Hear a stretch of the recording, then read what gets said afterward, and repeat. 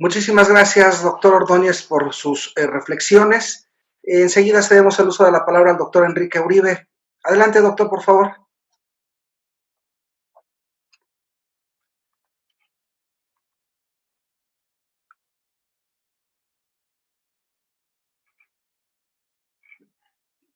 No le escuchamos, estimado doctor.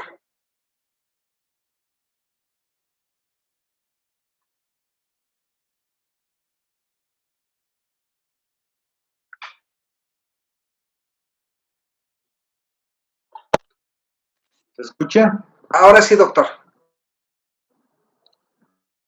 ¿Se escucha, doctor? Sí, ahora sí lo escuchamos.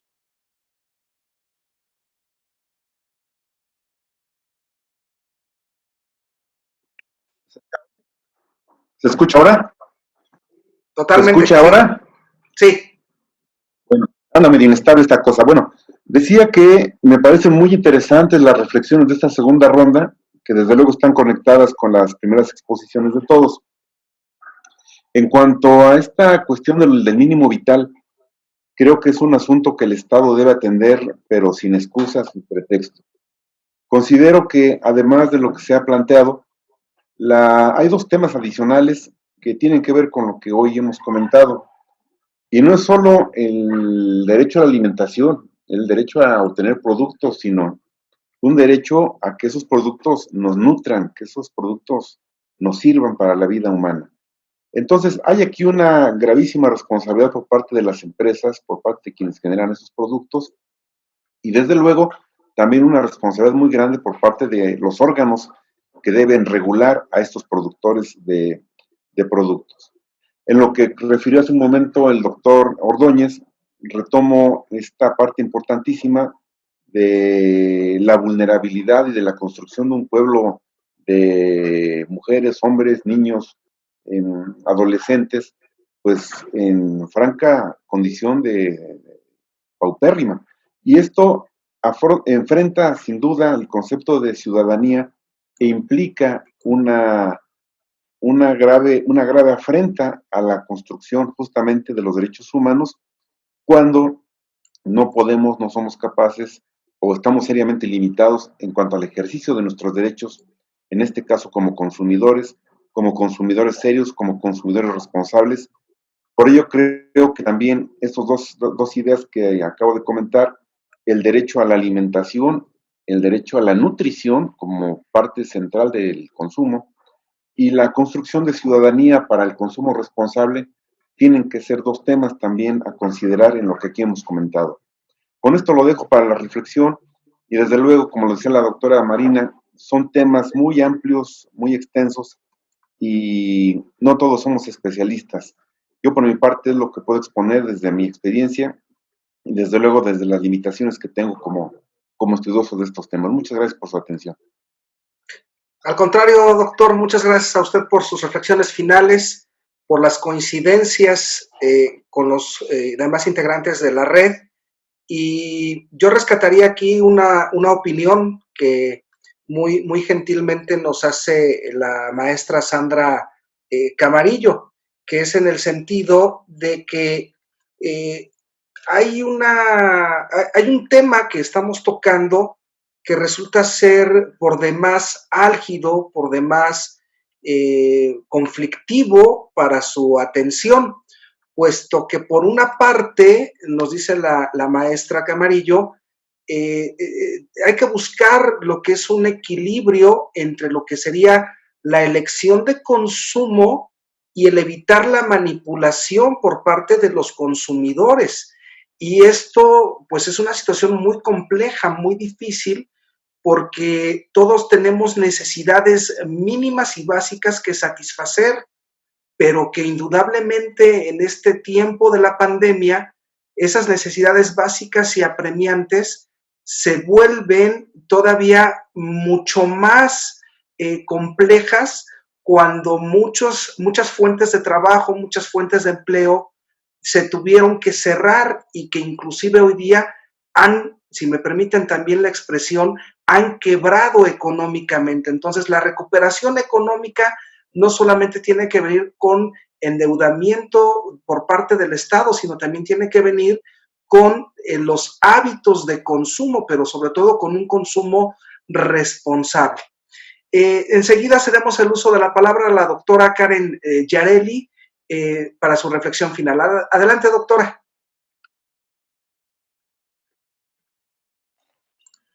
Claro que sí. Muchas gracias, doctor. A propósito de lo que estaban comentando, qué interesante es cuando convergen las ideas y escuchamos a los compañeros que estamos en una sinergia muy interesante de compartir. Yo coincido totalmente con la doctora Marina del Pilar cuando menciona que, y ya lo venía comentando ella días atrás, venía comentando que no podemos ser expertos de todos los temas, pero que hacemos un gran esfuerzo por venir acá y compartir de alguna manera algunas ideas en relación a estos tópicos que muy brillantemente se han seleccionado para este seminario internacional. Y yo profundizo un poquito más en el tema al derecho al mínimo vital y a las consideraciones que la Corte, nuestra Corte mexicana, ha hecho al respecto para poder puntualizar que, bueno, este derecho implica el mínimo, vamos a decir, de otros derechos y de otras protecciones que el Estado debe garantizar a las personas para que estos puedan subsistir de manera digna y autónoma, siempre protegiendo todas sus otras, facultades, todas sus otras libertades, todos sus otros derechos constitucionales. Digamos que este derecho al mínimo vital comprende y coincide con todas las competencias, las condiciones básicas y las prestaciones sociales necesarias para que las personas puedan llevar a cabo, puedan llevar y ver materializado una vida digna, sin ningún temor a caer en miseria, sin ningún temor a ser vulnerado en otros derechos. Por ello es que pues es un aspecto sumamente importante, pero también, digamos, hasta cierto punto está en la cúspide, digámoslo así, de una serie de anhelos que jurídicamente se han ido trabajando, no solo en el sistema jurídico mexicano, sino también en diversos sistemas jurídicos y podríamos decir en la región. De tal manera que pues este mínimo vital está estrechamente vinculado con la dignidad humana y como todos sabemos, pues es el eje central donde interseccionan todos estos derechos humanos. Por tal motivo, el derecho al consumo es sumamente importante tomarlo en cuenta, no solo como este derecho humano al que ya se han referido a mayor profundidad mis compañeros, sino en el contexto de diversos problemas que se puedan ir generando. En la primera intervención yo me refería a dos fenómenos de manera particular, a los fenómenos que trastocan el derecho al trabajo o al empleo y cómo este puede también en manera de cadena vulnerar los derechos a consumir o el derecho al consumo, pero también me refería al tema del acaparamiento y cómo derechos de los consumidores pueden ser vulnerados por otras personas, por otros particulares. Entonces ahora en este caso yo solamente cerraría en que no podemos perder de vista que los derechos de los consumidores deben de estar siempre visualizados desde la perspectiva de la dignidad humana y desde la perspectiva del mínimo vital. Es inevitable la discusión que debe de darse, como ya lo mencionaba la doctora María de Lourdes, de los grupos vulnerables, cómo estos se ven afectados de manera muy sensible en sus derechos, particularmente en este derecho al consumo, porque si no pueden tener acceso a un ingreso más o menos digno, más o menos asegurado o permanente, pues cómo van a tener derecho o acceso a estos otros derechos. Y yo quisiera terminar con este énfasis sobre que estos derechos del consumidor son derechos humanos. La dignidad tiene que seguir siendo el eje de todo sistema jurídico y social y estar siempre estrechamente vinculada, como ya lo dije, a los derechos del consumidor. Si no podemos encontrar un sano equilibrio en eso, aún en tiempos de pandemia, estaremos muy lejos de poder aspirar al mínimo vital que hemos comentado. Y por último, yo resalto que, como ya lo han dicho, una serie de factores confluyen en este derecho, factores económicos, factores financieros, de modelo social, de modelo económico, que tal vez para nosotros los que tratamos de estudiar las ciencias jurídicas nos parecen un tanto cuanto lejanos, pero que valdría la pena profundizar en esos aspectos, incluso en los aspectos sociales, que están estrechamente vinculados con este tipo de derechos. Y no olvidemos, y ya para finalizar, que es exactamente en el mercado donde se acceden a los bienes y servicios básicos, y son los bienes y servicios básicos los que van a determinar el nivel de calidad de vida, el nivel de calidad en la alimentación, el nivel en la calidad de la salud, de la educación y de todos estos otros derechos que, como hemos mencionado, interconectan e interseccionan también en un mismo sistema jurídico. Hasta aquí dejo mi intervención y me dará mucho gusto seguirlos escuchando. Muchas gracias. Muchas gracias, doctora. El gusto es también nuestro poder compartir con usted sus reflexiones. Y enseguida cedemos el uso de la palabra a la doctora María de Lourdes González Chávez. Adelante, doctora, por favor, con su reflexión final. Bueno, les agradezco mucho las referencias que han tenido conmigo. A mí me parece interesante en este momento, no lo pensaba, pero en este momento hacer un pequeño análisis del mínimo vital. Para analizar al mínimo vital, primero se requiere analizar por estratos sociales cuál es el mínimo vital para cada uno de esos estratos. Porque el mínimo vital para un taxista es tener el carro, pero el mínimo vital para una persona que vive en el campo es tener unos buenos guaraches para poder caminar. Entonces, pero para una persona de extracción de clase media alta, el mínimo vital es tener un carro con choferes y a quienes puedan ordenar llevar a algún lado. Entonces, el mínimo vital es diferente. Habría que establecer una categoría de mínimos vitales de acuerdo con cada uno de los estratos sociales. Número 1. Y número 2. ¿Cuál es el camino para proporcionar a esas personas el mínimo vital? El camino, como bien lo ha dicho la compañera que me antecedió, es el empleo. Si uno tiene un empleo digno y socialmente útil, entonces esa persona puede allegarse de su mínimo vital. Ahora, si no lo tiene, ahí empiezan los problemas. Tenemos que hacernos de una asistencia social, de una solidaridad social, de una renta básica y de todos los sistemas que existen para poder apoyar a las personas económicamente débiles, no solamente en México, sino en Europa. Entonces, ¿cuál es el camino más importante y el camino más viable y el camino más digno para tener un mínimo vital? El empleo. Ahí no hay vuelta de hoja.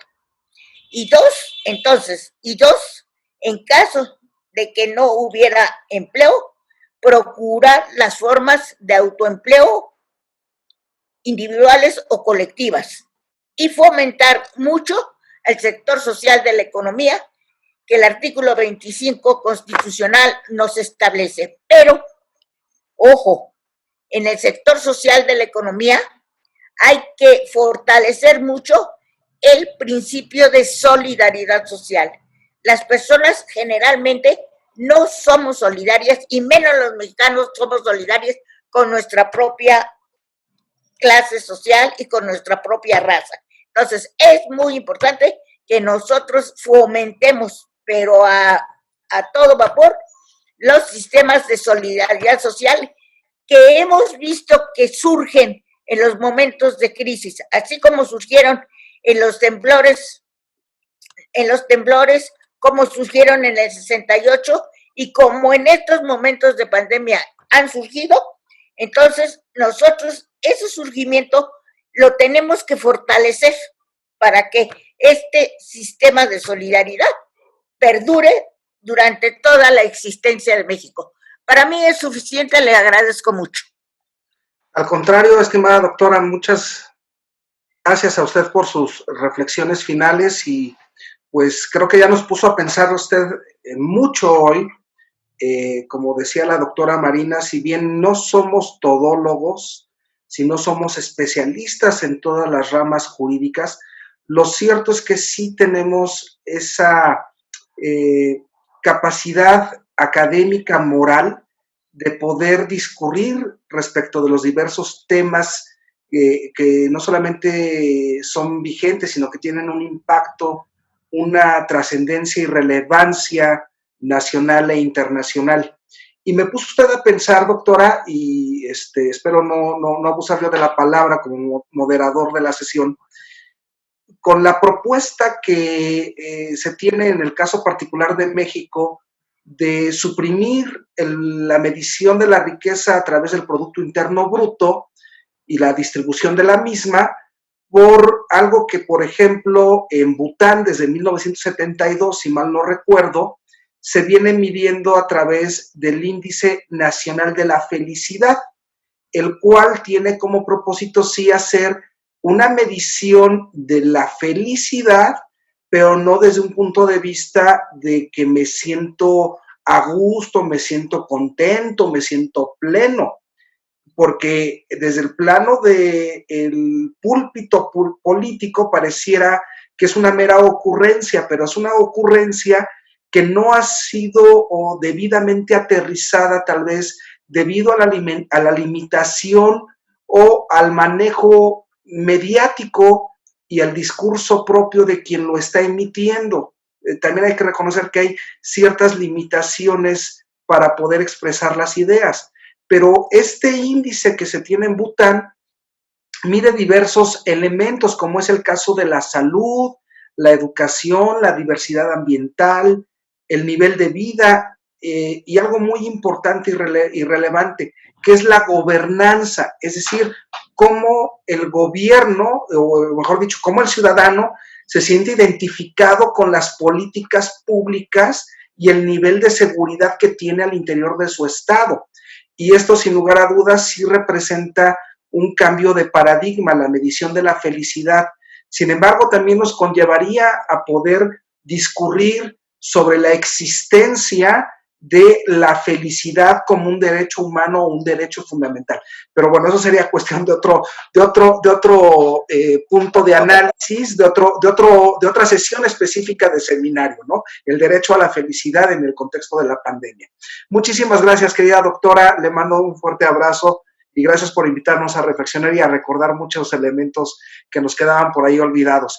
Enseguida cedemos el uso de la palabra para su reflexión final a nuestro colega y amigo, el doctor Ricardo Mauricio Freire Soares. Adelante, doctor, por favor.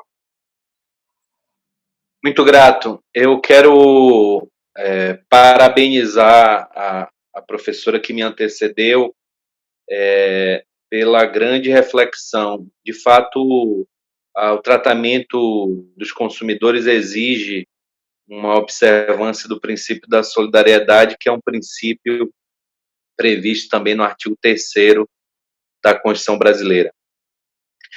E na linha de raciocínio que foi exposta da necessidade de garantir um mínimo vital, um mínimo existencial para a cidadania, especialmente no mercado de consumo, eu quero informar que o Brasil, o Poder Legislativo brasileiro, o Congresso Nacional, discute a possibilidade da implementação de uma lei que venha a trazer a chamada renda mínima, né?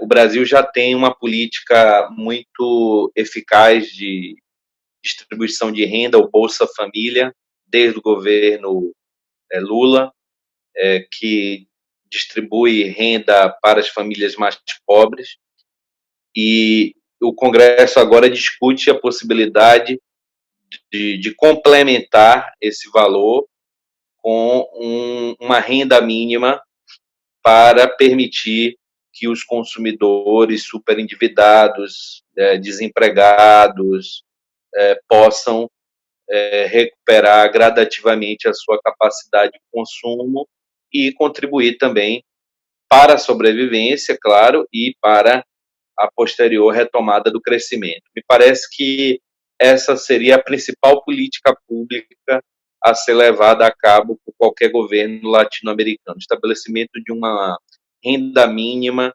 para consumidores de baixa renda, mais vulneráveis diante desse contexto da crise sanitária. Eu agradeço enormemente o convite e devolvo a palavra à moderação. Muito obrigado, doctor. Es un placer escucharle como cada 8 días y le esperamos aquí la siguiente sesión. Y les quiero yo recordar a nuestros participantes, estamos por cerrar ya nuestra sesión del día de hoy, no sin antes recordarles que sus interrogantes están siendo también leídas por los panelistas. Hay algunas preguntas que a propósito de la intervención final que le corresponde a la doctora Marina, le preguntan muy particularmente, doctora, sin el ánimo de desviar también sus segundas reflexiones, usted mencionaba la necesidad de constitucionalizar algunos aspectos del derecho al consumo. Y la pregunta muy central es, en su opinión, ante la existencia de un marco jurídico, o mejor dicho, de un conjunto de normas jurídicas de rango constitucional orientadas al consumo, en su opinión, ¿qué es lo que faltaría para fortalecer este derecho al consumo? Adelante, estimada doctora, por favor. Para cerrar esta intervención, iniciamos nuevamente ratificando, ¿verdad?, reafirmando la importancia del derecho al consumo en su interdependencia e interrelación con el derecho a la salud, a la alimentación, a la nutrición, y agregaría a un medio ambiente sano también. Esta pandemia nos tendrá que cambiar, nos trajo cambios. ¿Sí me están escuchando, doctor? Sí, doctora, perfectamente. Gracias, doctor, sí. Gracias. Les decía que esta pandemia nos trajo muchos cambios en nuestro ritmo de vida y en nuestros hábitos que tienen que traducirse en cambios positivos. Y me parece que aquí hay una parte nuestra.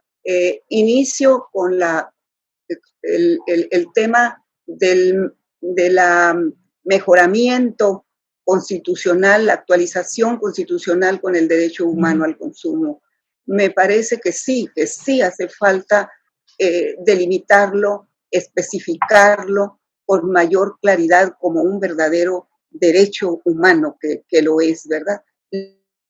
Ligado, como ya decíamos, a la salud, ligado a la alimentación y ligado, pues, naturalmente, a la nutrición. En ese sentido, la protección del consumidor hacia un mayor conocimiento de la calidad y del servicio, y a la protección también como consumidor de esos servicios en forma más eficiente. Bien.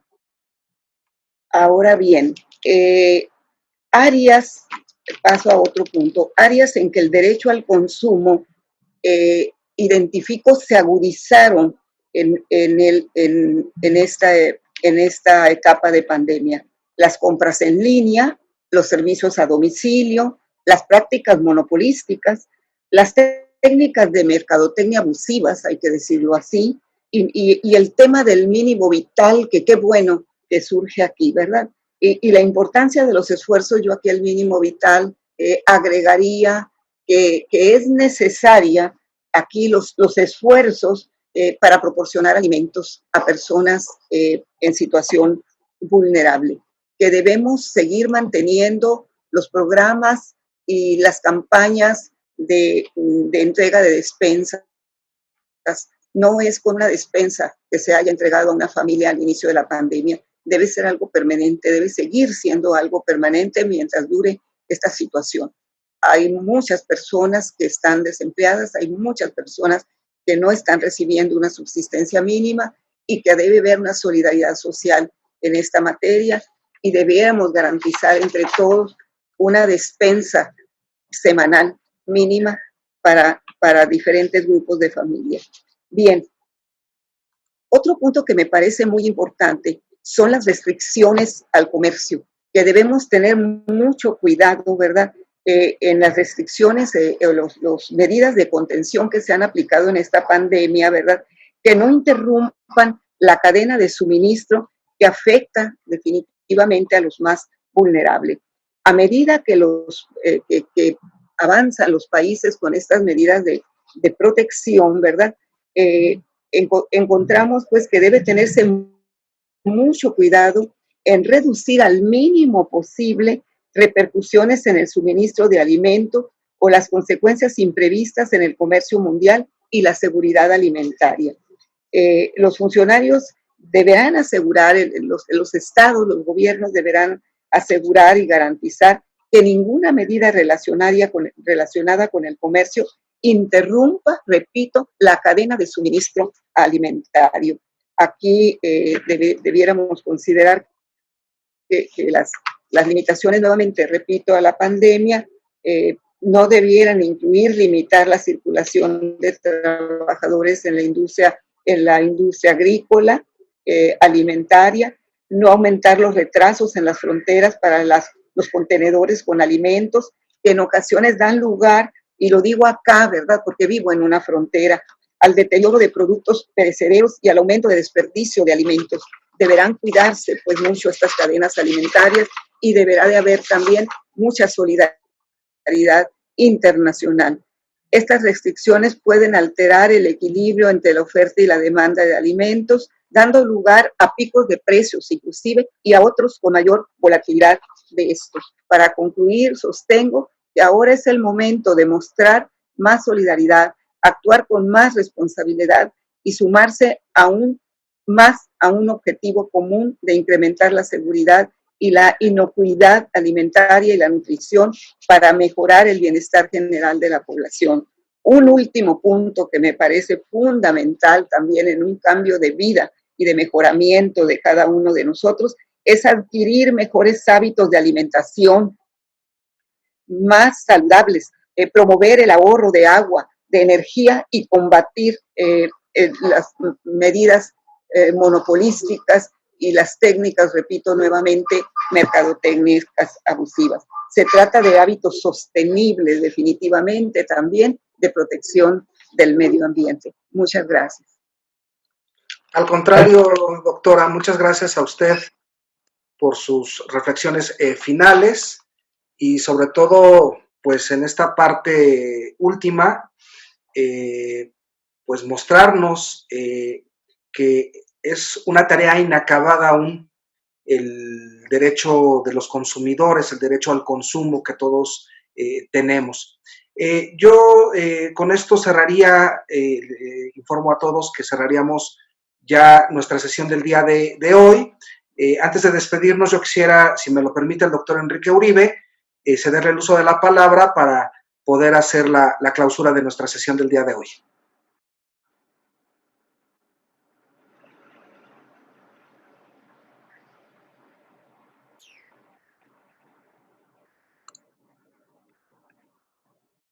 Doctor Uribe, ¿nos escucha?